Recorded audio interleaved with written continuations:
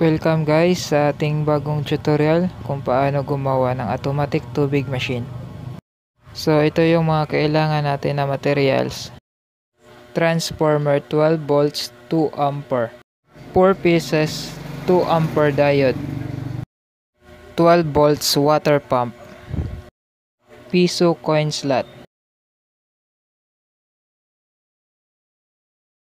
Timer board. Wire. Soldering iron. Soldering lead. Una sa lahat, gumawa muna tayo ng power supply para sa ating timer board, coin slot at sa water pump.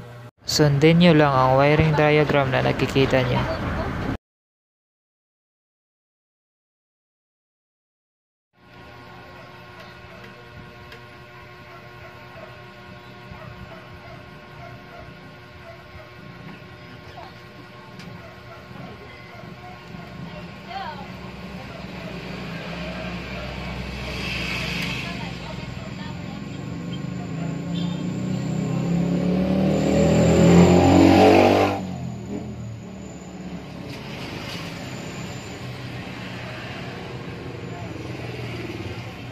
I-test natin ang ating power supply kung gumagana ba.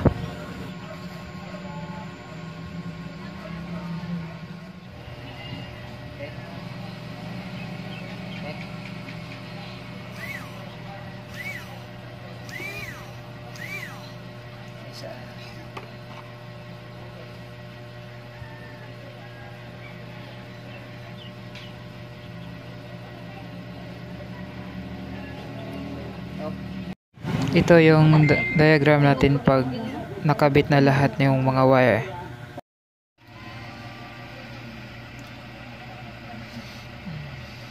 Yung ground ng water pump natin, ilagay natin sa NO or normally open na connection ng timer board. Tapos i-connect natin yung mga positive sign.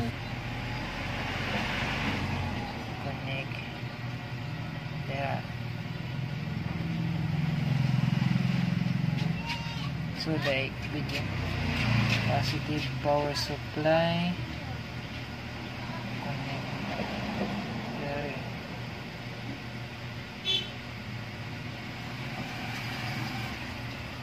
Okay, tapos sa coin slot, dito sa coin slot meron tong tatlong wire.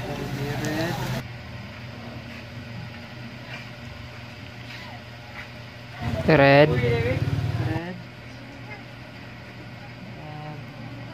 black,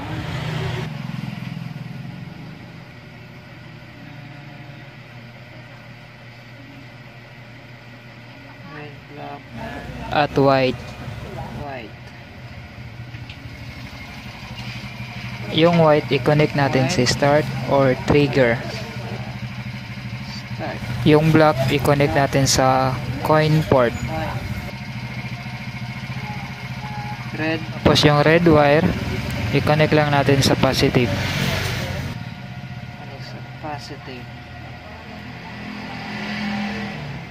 So positive. I-connect sa ground yung mga natira. Kaning connect to ground. So ground. Connect to ground.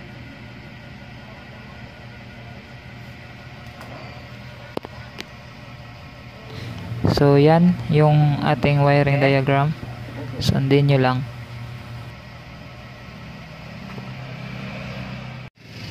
Ito na yung pag kinabit na natin lahat. Kahan na lang ma. Positive. So nakakonect yan sa mga positive wire ng ating diagram. Dito nakakatutubigan niya ma. So yung negative ng ating power supply nakakonect sa negative ng board. Nakaseries dito yung COM or common na port dito sa negative wire ng ating board. Start. Dito sa coin slot, yung white na wire nakakonect sa start or trigger. Tapos yung black sa coin port. So yung positive ng ating water pump, direkta lang natin sa power supply positive o i-series lang natin sa positive.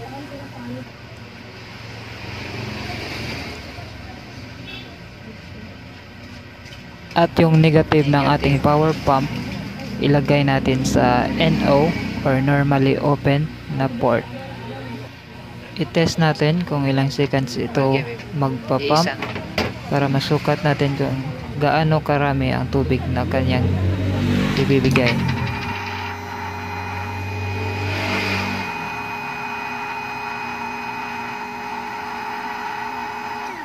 8 seconds. 9 seconds. 9 sa 3 as po, dili mo 8 kapin. 9 na, 9. Start na.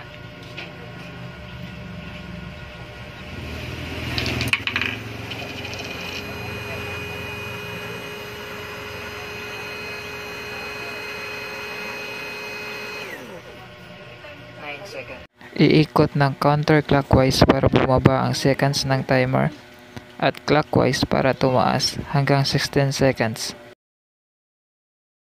So yun guys, sa susunod natin na tutorial, i-install natin ito sa water dispenser.